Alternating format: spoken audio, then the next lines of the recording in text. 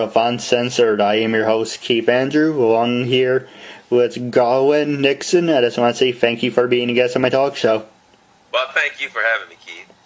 Now, for people who want to know what Uncensored is my way of showing people that even with a learning disability, I can still overcome controversy and reach my goals in life. And at the same time, I'm able to turn myself into a perfect example for people out there deaf, blind, or in a wheelchair, that you should never label yourself or have people label you, and you should prove to them you can still amount to something. Now, with that being said, it's a half-hour, 45-minute conversation. You can say anything you want. You can call me for an asshole for messing up your name. And it's completely whatever you want to do. Not a problem because, trust me, with a name like Garland, I get it all. Garfield, if it starts with a G, I've heard it.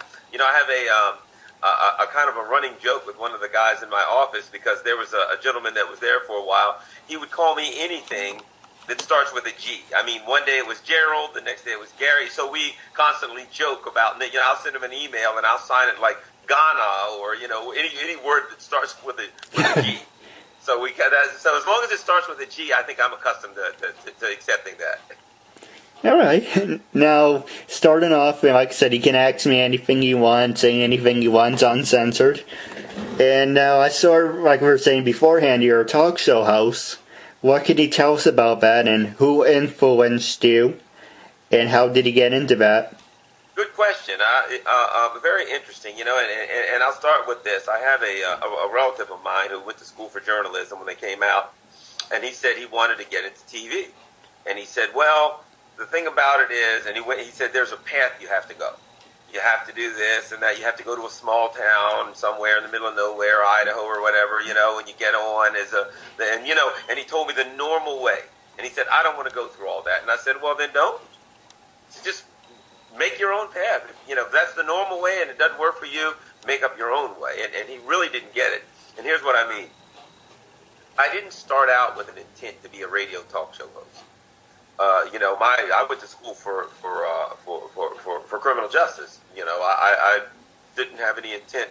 But at one point, I was with the American Civil Liberties Union, and I was the vice president for the state of Maryland, And I said that I'd like to speak if they had, sometimes people would call and say, can somebody come out and speak on whatever we were working on, the death penalty or whatever, there was a controversy about in the news. And I'd like to be one of the speakers. I just felt like I'd want to talk and share with people. I had something to say, and that's important. It's important if you want to be a radio talk show host, if you want to be in communication, that you feel like you have something to say. I think that's the first prerequisite. Feeling like you have something inside of you that you want to share with other people, and it's important that other people hear it. So from then on, I got a couple of opportunities here and there. They said, oh, somebody wants to talk about this or that. And then there was a person, there was a radio station. And it's interesting because, ACLU, I'm a very left-leaning person. Well, there was a radio station that was a very Republican conservative station. And they said, we want someone to come out and talk about the death penalty. So the ACLU said, would you like to go? I said, sure, I'd love to. That'd be great. This is a 50,000-watt station. And I went there, and I just talked. And what I did was I didn't go there to debate. I didn't go there to argue.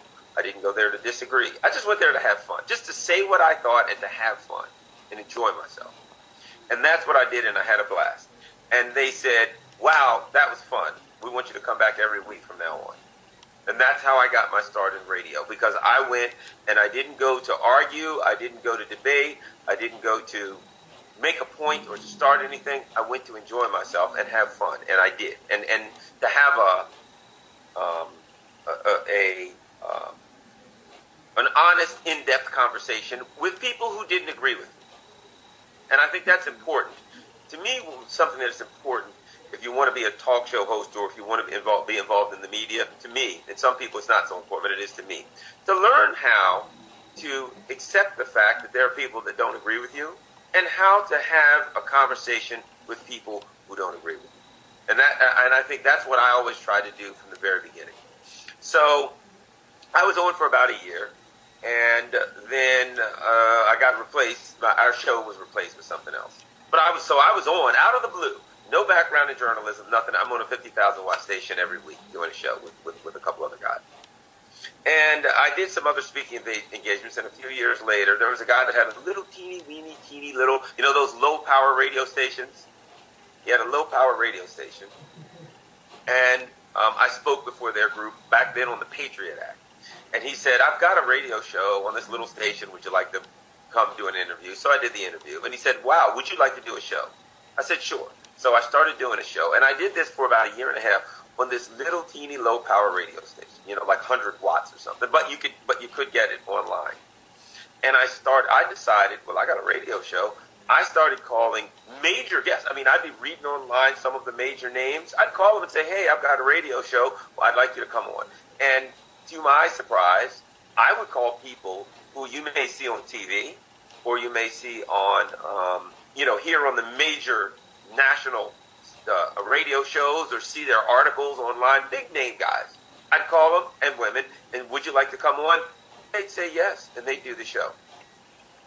So I would certainly advise you or anyone who out there who's doing a show, call anybody. You never know who's going to say yeah. And I got my start. And then here's the interesting part. I decided one day, I just started saying to friends, I need to get on a real station. I don't know how I'm going to do it, but I need to get on a real, like a major, full-size radio station. I didn't have a plan. I didn't know how I was going to do it, but I decided I was going to do it.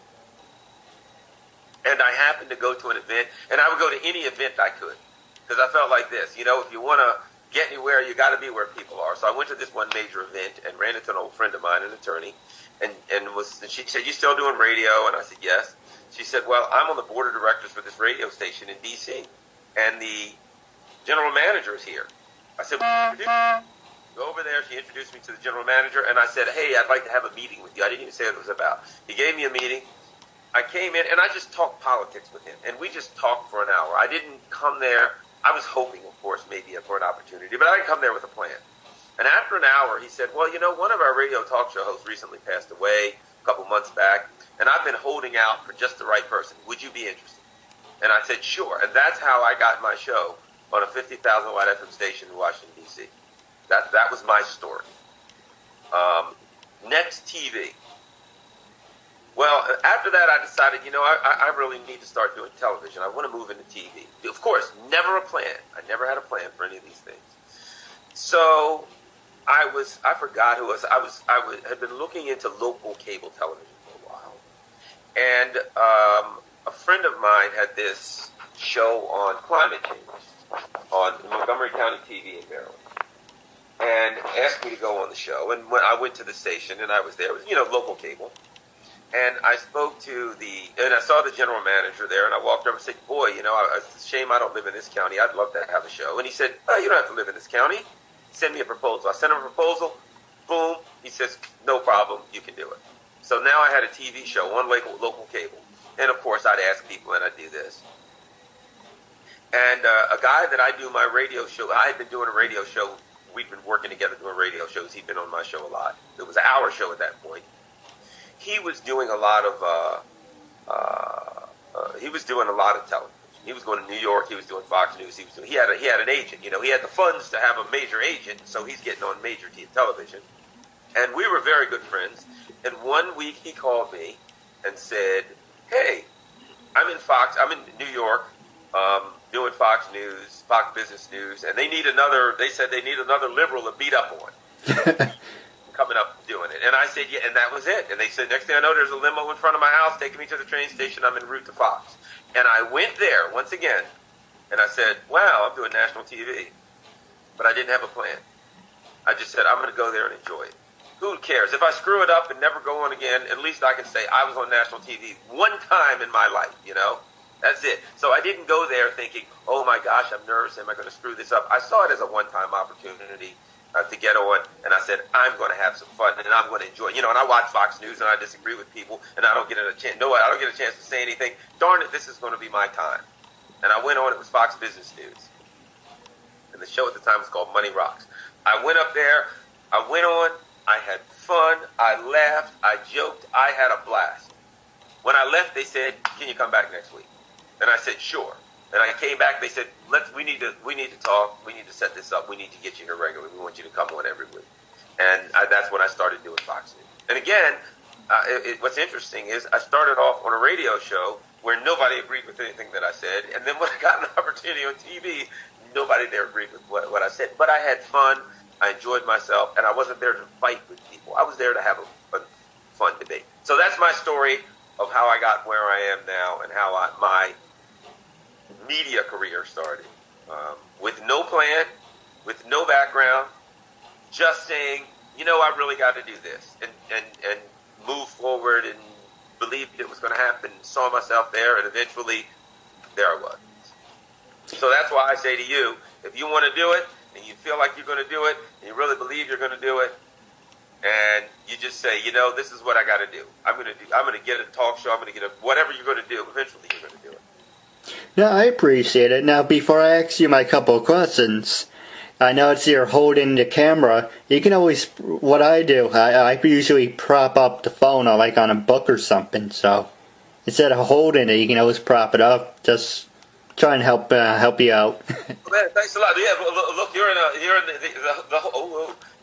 whole Skype thing here that I'm branded. Believe it or not, I was in a meeting. I was on a board of directors for a Middle East peace organization, and they used to Skype people in from Israel all the time. They'd always Skype in these different guys, professors and different people from Israel, to be part of our meeting. I'd watch it. I enjoy technology, and most of the stuff I'm pretty good with, but this is the first time I've ever used Skype. Yeah, not a problem. I'm always helping a friend out. Certainly appreciate it. Now, the other question I was going to ask you is, you were saying gigawatts, and I keep thinking, well, what the hell is a gigawatt? And I keep thinking of Back to the Future, when Doc Brown says 1.1 gigawatts, and Marty's like, Doc, what the hell is a gigawatt? And so you're saying 54,100, and that wasn't a racist term, by the way. So those people are out there. So I'm not an asshole. I know it is uncensored, but I am very professional. But you were saying 54,100 gigawatts. So what the hell? No disrespect. Well, what's that? What the hell is that? I don't remember saying it. I don't know what. I'm not really sure. I don't remember saying 54 to 100 gigawatts. You were saying, or something like that. So it's 54 and 100 people. It was something with a W. And you're on a small station, and that's debate and a fan base, I guess. Watts. Watts. It was a low power radio station, so it was 100 watts. Now the station I'm on now is 50,000 watts. So that's the power of the output of the antenna. So 100 watts is like a light bulb, really. So, in the community it was in, those low power stations are community stations. The community, right around it, you can pick it up. But of course 50,000 is pretty significant. That's your major stations in your major cities. That's about all they go up to is 50,000. So I went from a tiny little local station that most of the stuff with that station, it's so small that most of the listeners, etc., were online anyway. Yeah, I was having a brain fart. I didn't know what you meant by that. Yeah. So it was the wattage, the output of the antenna. Now, for people, how did you know what your fan base is? And this is the next question I was going to ask you. It's how did you create your fan base? And when you started out doing a small show and then eventually going to Fox, how did your numbers increase, and how did you know you were being listened to and people were following you? Good question. On the small station, you don't. But now, the one good thing was, on the small station, there was there's a little tracker on the screen, so you could see how many people were listening on the internet.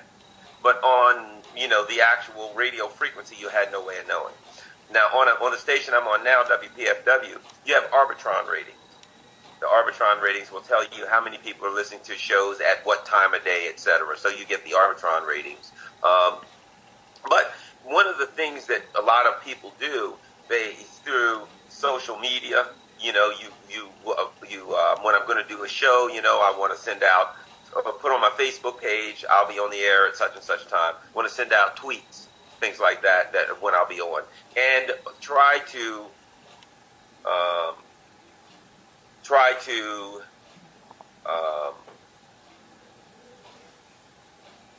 the subjects that you address. You know, you try to be unique. You try to. This is the way I always put it. Try to be unique in some way. So let's say there's an issue that everyone is talking about. Anybody, you can turn on 10 different stations and there's 10 different people having the same perspective on that. Or someone will come up. That's what a lot of people hate about the news. Somebody comes out with a perspective on some issue and you turn to 5 different stations and everyone's taking the same perspective. What draws people is someone that has a unique perspective. Try to look at things in a different way.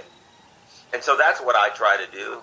And then on my social media, when I tweet, when I put posts on my Facebook, you know, I do that of issues that I'm concerned with, and I try to put things out that are unique. On Facebook and on Twitter, I look for articles and things that are of consequence, but not just the same old crap.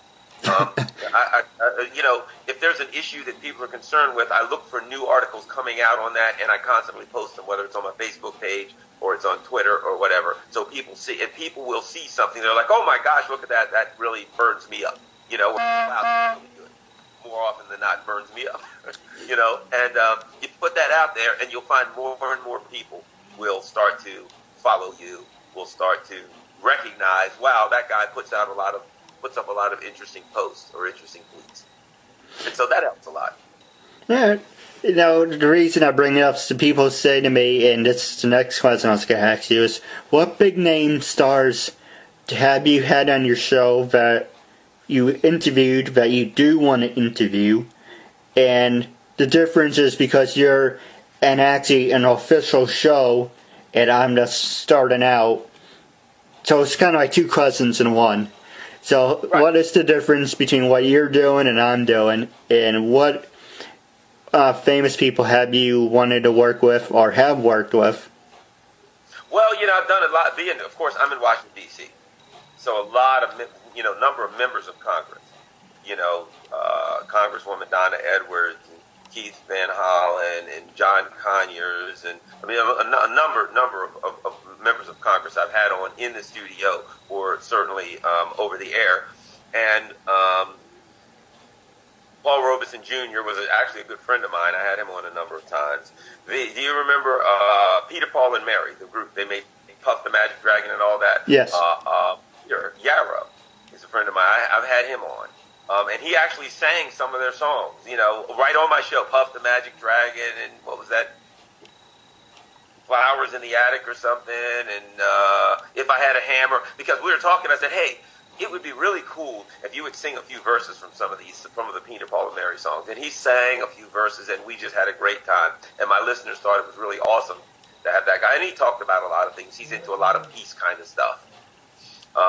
Tom Hayden, just a number of you know, like people involved in politics mostly. I could name names of people like, I'm having a brain cramp here. People from some of the main websites like Bob Cheska. Bob Cheska, who runs the Daily Banter website. There's my favorite website. One of my favorite is called The Rude Pundit. And there's a guy, Lee, I forgot his name, but that's a great site, The Rude Pundit website. I've had him on. But a lot of, you know, I mean, over the time, it's Ray McGovern. Have you ever heard of him? Former CIA agent, who was during the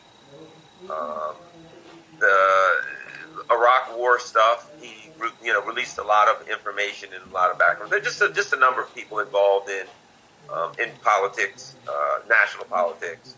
I had people on from an Israeli peace organization. I forgot the name of it. It was like the big one in the world. You're the number one in the world. And I had a guy. One of them was in Gaza City, and the other was in, I forgot, one of the cities in Israel. I had them both on at the same time, and we were talking about, you know, the peace process and how things they were doing to work towards peace. So just a lot of different things. But I would say the major people that I've had in have been, you know, members of Congress or members of the Senate. Now then, for the second question, the difference between your show and my show, when you first started out and what I'm doing now, do you think I'm doing the right thing, I'm on the right track, or what would the advice you would give me and what would the difference be? Well, there is no wrong track. You make your track as you're going along. And I would say this. You need to get a blog. Have a blog, especially starting out. You have to have a blog and write articles. And put up an article every at least couple days regularly on whatever issues things that you're concerned with and that you think other people would be concerned with. You get a blog, get your blog going, send out the emails to people, to lots of people with, the link to your latest article. I'd write my blog articles and I'd send out links to lots and lots of people and I'd put, this is my latest blog article, then there was a link to it, and then there was, there would be, a small excerpt from it. I'd have, an excerpt, and there'd be like half a paragraph of something that was really interesting within the article that I wrote. So that's one of the things I did also. I figured for the people who don't hear me or see me, I can send this out and some people will get to read. And then where I had my blog set up, which was Blogger, blogspot.com, on the side of that, when you went to that page, it would say Garland Nixon on every Wednesday from 8 to 9 p.m. on, the tiny little radio station I was doing. Or at that time, if it was now, I may be doing an online one starting out. But I'd have my information so that when somebody went to the blog to read my article, there also was, the information for my show. And I would put it on, Facebook wasn't around, it wasn't big then, but I would put it on Facebook today and let people know, this is what I'm doing, I'm coming on now, here's my latest article. And I'd have an article on whatever, and then my show would be on that particular issue. Or I'd do the show first, and I'd write an article after the issue. But, there would be some continuity between my show and the article on my blog. All right, I did, the reason I asked, people... You always say to me, what is my fan base? What is your numbers? What is your demographics? And that's right. I really don't know, and I really don't care because I don't follow that. Oh, well, we can't work with people like you. I got turned down for interviews by a couple, people, professional wrestlers, for example, said, oh, how many people follow you? How many followers do you have? I don't know, it was 41, and it's slowly going up, and now it's 100 or something. And it's like, that's not good enough. They will only be on your show if you have 1,000, 2,000. It's like you're missing the point. I'm not doing this to become, okay, a little bit I am doing this to become famous, but I'm also doing a good deed. But I'm not asking for money, I'm just proving a point, and all you care about is you're only gonna do the interview if I pay you for your time or how many people will follow you. And it's kind of like, does that really matter to your show, or should it matter? Once you get into the major stuff, yeah, that makes a difference to them. It doesn't matter to me. Here's what I think is important: do it because you love it. That's what's important. When I started off, if I'd have given up because I didn't have the numbers, I was on a 100-watt radio station, I was nowhere, So if I'd have said, well, this isn't enough, or I can't get the right people, or whatever, and thrown in the towel, I would have never moved up. But the key is do it because you love it. And keep doing it because you love it, and that's what you want to do, and you enjoy it. Because to me, if you're not enjoying it, don't do it. You know what I mean? You're not having fun. This isn't what you want to do. Don't do it unless you really enjoy it. So get guests that you can, get the people that you can, keep asking, because trust me when I tell you this, I had lots of great guests. I had a whole lot of no's. You know what I mean? I had a whole lot of no's. For every great guest I got a whole bunch of no's. But I was surprised when every now and then I'd get a yes. And when I had no guests, it didn't matter. I did the show anyway. Not a guest, I went on and I talked because I believed that I had something to say. And because I had fun. That's what I would say. Originally I was supposed to have my talk show on Blog Talk Radio a year and a half ago. But I didn't want to just have a blank screen, number one, a blank screen, and just audio that, didn't really feel it. And also, I didn't want to piss away $40 a month because I didn't have a guest every single day. So, Yeah. so if like, maybe like once or twice I have like a week filled, then it would be completely dead. And but you would still be paying because it's kind of like you have to. Right. But a long story about that, this girl, a famous actress, took my idea, my show name. I mentioned that in my past interviews. Water under the bridge. But she's still an asshole. But so I came up with this because people asked me, "Oh, you have," and they told me you have this great format. Why aren't you as big or wink wink? Bigger than what you say? Why don't you have sponsors? Why don't you have people following you? And I said, oh no. So I did it over. Thanks to you, I'm up to 154.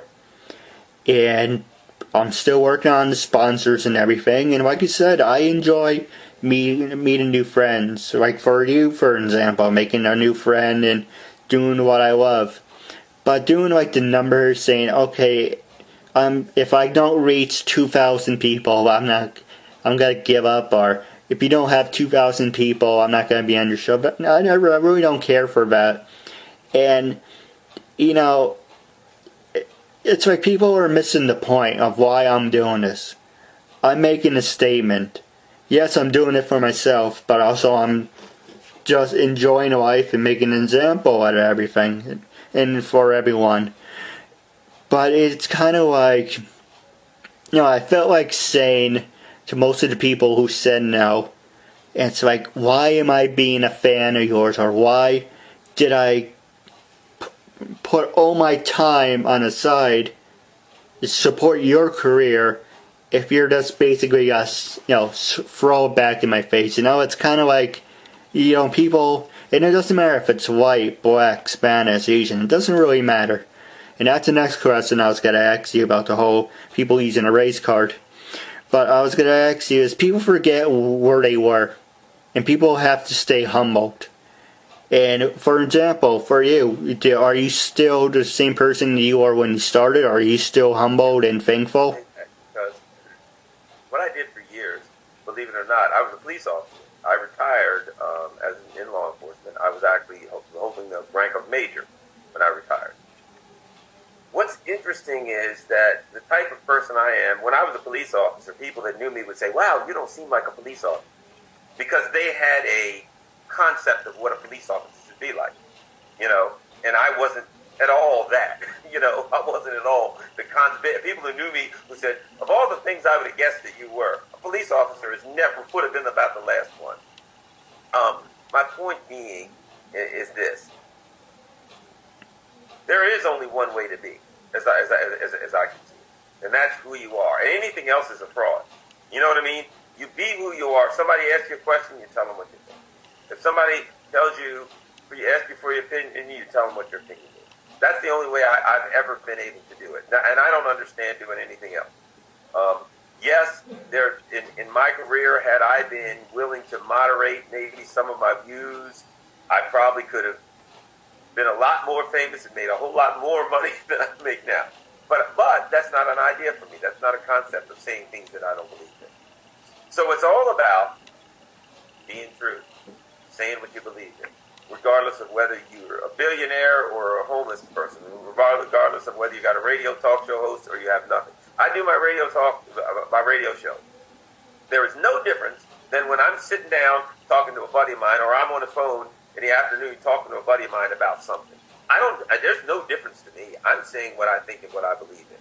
So the issue of who I am or what I am, having some connection to who I am and what I am as far as my career or whether I'm doing media or whatever, having some connection to me as a person, there's only one me. You know what I mean? There's only one me, so it really, I don't see that there's a possibility that I could change or be different than I am. Because I don't do it now when I go on the radio. So I certainly couldn't come off and do it then. To me, it's just, for instance, someone who knows me and sees me on the radio says, that guy's a radio talk show host or TV commentary, whatever, right? My sister sees me as her brother. My daughter sees me as her father. Those are all just roles. Those are various roles that other people see me as. It still has nothing to do with who I really am.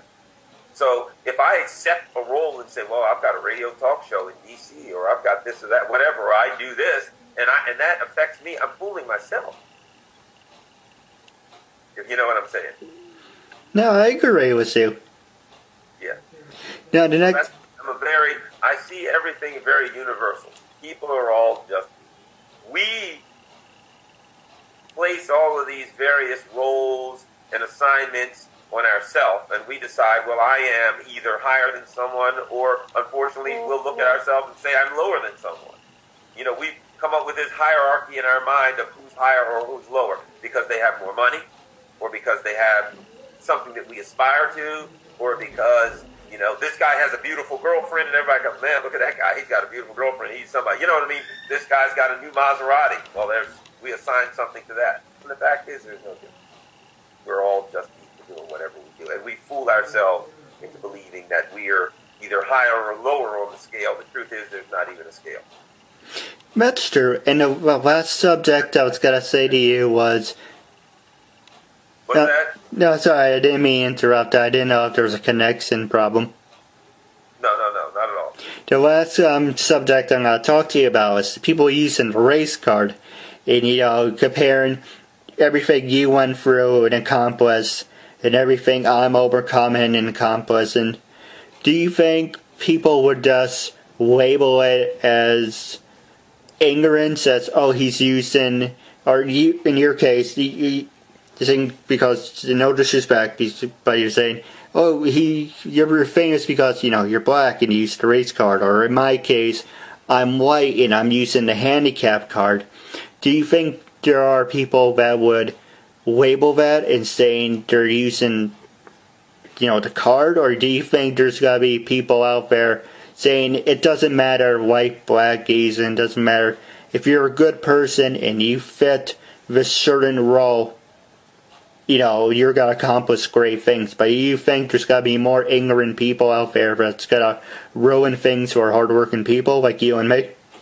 Well, here's the one thing I learned, and I learned it very clearly in pop. And that is, the most important thing is to dismiss the idea of what people say. It's to say, because here's the thing, there are going to be both and all the above. There are going to be people who say, I hate you because whatever. You know, they see you on TV and you say something and it has nothing to do with you. You know what I mean? It's them projecting whatever anger or whatever they have themselves out onto you. They're mad at themselves because they never accomplished something, so they hate your guts for it. You know what I mean? And so 99% of the time when people they see someone else and they see that person as having some accomplishment, or they look at a person who hasn't been able to accomplish anything, and they come up with the reason, this is why you accomplished that. They see somebody else who didn't accomplish something. This is why you didn't accomplish that. They're reflecting their own interior weaknesses and beliefs. It has nothing to do with that other person. They don't even know that other person's background. There are people that look at somebody poor and say, well, that person's poor because he's lazy. Or look at someone that's rich and say, that person's rich because he's hard working. Well, the person's rich may have inherited every dime of it. Or they may be hard working.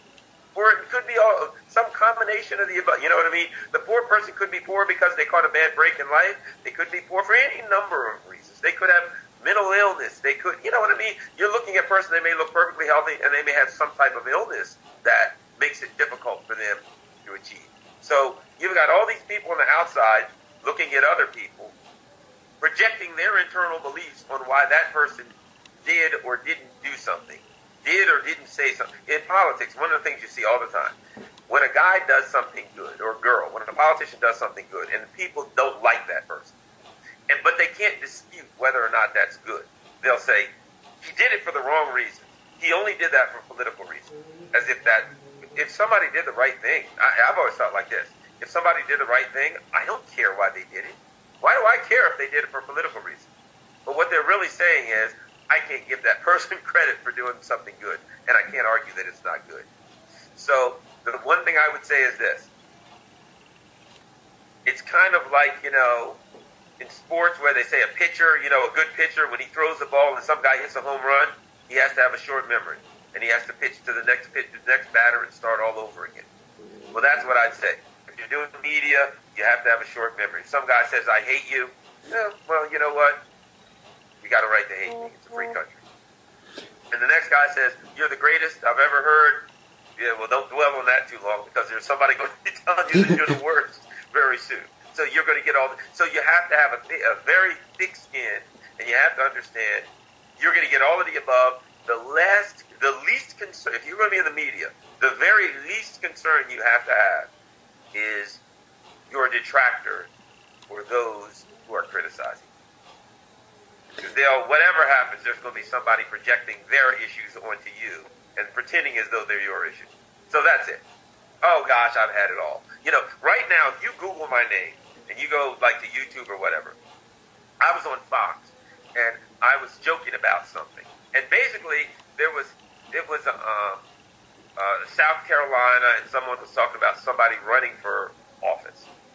And they said, yeah, that person could put a picture of you, her and you on, get votes. And I said, they put a picture of me and her on, they wouldn't get a single vote in South Carolina. And I laughed, and everybody laughed.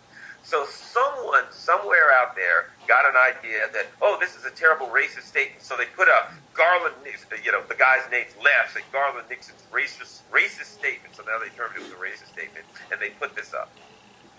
And so now if you Google my name in like South Carolina, it'll come up Garland, and they just put a video up that shows my name. And when you look at it, it's like, when you look at the video, it's like the most innocent little thing in the world. But they project it onto themselves. Oh my gosh, that's a horrible racist statement.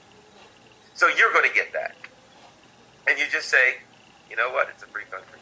You think I'm terrible or you want to misconstrue something I said. And here's the other part. At some point, you can possibly screw up and say something that you're sorry for. You can actually screw up on the air and say something and think, oh boy, I probably shouldn't have said that. Recognizing that that's a possibility too. Yeah, if somebody puts you down for it and somebody says, that was wrong, you shouldn't have said that. You can say, yeah, you know what, you're right, I shouldn't have said that. And walk away. That's true. And like I said, it is uncensored, so I ask people hard-hitting questions. It doesn't matter if people are white, black, Asian. It's basically just a normal conversation. And if I asked or said anything that offended you, I apologize. But like I said, it's just making a new friend, enjoying life, having a normal conversation. It's uncensored. So on my show, many a times I've said, well, I'm going to offend some people now. Or I've said, yeah, I guarantee I offended some people with that statement. But it was things that I believed that needed to be said, right? Issues that I believed that needed to be dealt with, that people... And let me give you an example. This last week, my last show, you know what I talked about? What? I said, let's talk about Ben Carson, and let's talk about the issue, a term that nobody wants to talk about in the black community. The issue of Uncle Tom. Is Ben Carson an Uncle Tom? Do people feel that he's an Uncle Tom? In today's age, what is the definition of the, callers? What is the definition of an Uncle Tom? Do you feel that Ben Carson's an Uncle Tom? Do you feel that a black Republican's an Uncle Tom? And what do you think is an Uncle Tom? We know what the book meant with Harriet Beecher Stowe. So I had people call in and tell me, well, some would say, well, that's a controversial issue. But nobody's talking about that. And I feel like this on my show. If nobody's talking about it, somebody needs to talk about it. There's nothing wrong with bringing it up and saying to people, call in, tell me, what do you think about the term Uncle Tom? What is an Uncle Tom? Who do you consider an Uncle Tom? If there's even such a thing. And I got all kinds of callers. People saying, you shouldn't label people. And I said, that's a good point. People saying, I hate this guy, he's an Uncle Tom. And I said, why do you see that? I would ask each person, what is your definition of that? I had one guy who say, well, he was gay and he felt like a gay person who was a Republican was an Uncle Tom because a lot of the Republicans oppose gay issues. You know what I mean? So he felt they were going against their own, the gay person who was becoming a Republican was going against his own people. So what I got a lot of people that could call in and give their opinion on an issue from a lot of different perspectives. That's why I say I'm not afraid to So if somebody's offended, and I said this, if somebody's offended because I'm talking about this issue, call me in and tell me you're offended and tell me why it offends you. And if you say, well, Garland, you're the worst person in the world, and I'm known for this with my callers. If somebody calls and says, you are the worst person in the world for doing this show, I'll say, well, I certainly appreciate you listening to the show. But thanks. I had someone who called me, what did they say? They said, you are uninformed and you don't know anything about this subject. And I said, wonderful, inform me. I want to know.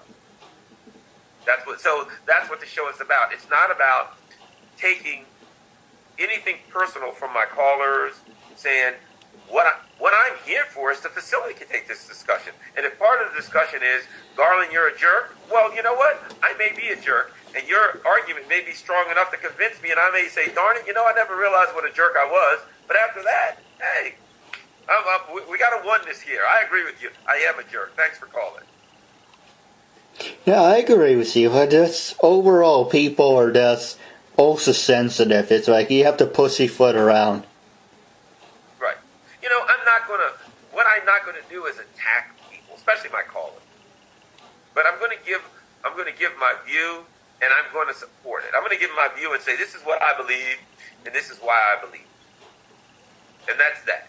And I feel comfortable with that. And I feel if you believe something, and you believe in that, and you feel that you're justified in believing that, there's nothing wrong with saying that, as long as you're respectful to people, as far as I'm concerned.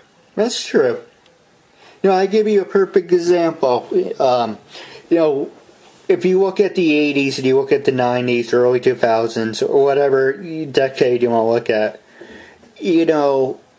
like I said, no one pussyfoot around. And that's it. If you're going to make a movie, do it right.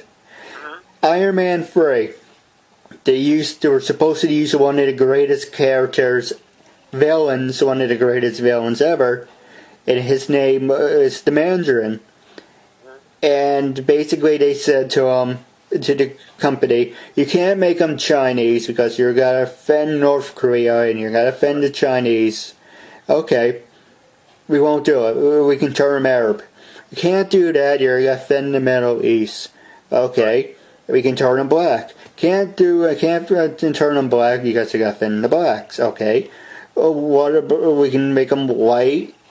Or just whatever. You can't do that. And it's like all of a sudden, like in the past 5 years, that people became also sensitive to shit. And it's kind of like, well, if you're not going to do something right, and it's a cartoon movie, and and the character is Chinese. It's like, don't use a Chinese person if you're not going to respect the character and where he came from. It's just stupid shit like that. And there's another show, I don't know if you watched Empire.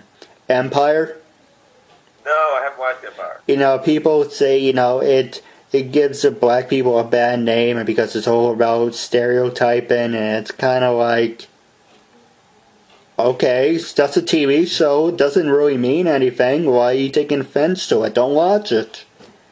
Mm-hmm. Yeah, it's ridiculous with some people. It's kind of like, they want their time, 15 seconds of fame, and it's all ignorance and that shit like that. Okay. Well, I'll tell you, I haven't watched it, but here's what I think is important. What's important is that you're not afraid to give your perspective on it. And it's also important in this, and this is what people like. This is what I find people like in radio talk, in my opinion. People like for you to really get into reasons why. You know what I mean? People really like, for you to say, I don't think this should happen, and really get into it. You know what I mean? I don't like this, and really get into it. Or I do like this, and really get into it. And the other thing is, I got people mad at me. I've had people mad at me because no matter what the subject is, I'm going to enjoy myself, and I'm going to smile, and I'm going to laugh. Even on some fairly, dark subjects at times. But I'm like, I'm there, and I'm going to enjoy the show. I'm going to enjoy the show. And, there's nothing worse than you turn on some of these shows, and they're like, hello, this is the Dave Smith Show. And today, we're going to talk about Middle East people. We have Joe Smithers from the. People are like, what? You know, they're just just like a dead zombie on the air. I can't listen to that kind of crap. And not only that, to me, I ask myself, and this is to me what's important: is that person really having any fun doing that show? You know, they look like they're ready to hang themselves or something. You know. So that's it. You just smile, have fun, do the show, and enjoy it. That's what it's all about. If I'm not enjoying it, that's my life. If I ain't enjoying it, I'm not doing it anyway. That's true. But I got to get ready to run. I certainly appreciate the opportunity here. Now, well, wrapping up, do you have anything you want to say to your fans and listeners? No, but I just certainly want to thank you for giving me the opportunity to come on. And I certainly enjoyed doing the show. And, I wish you the best. And, keep up the good work.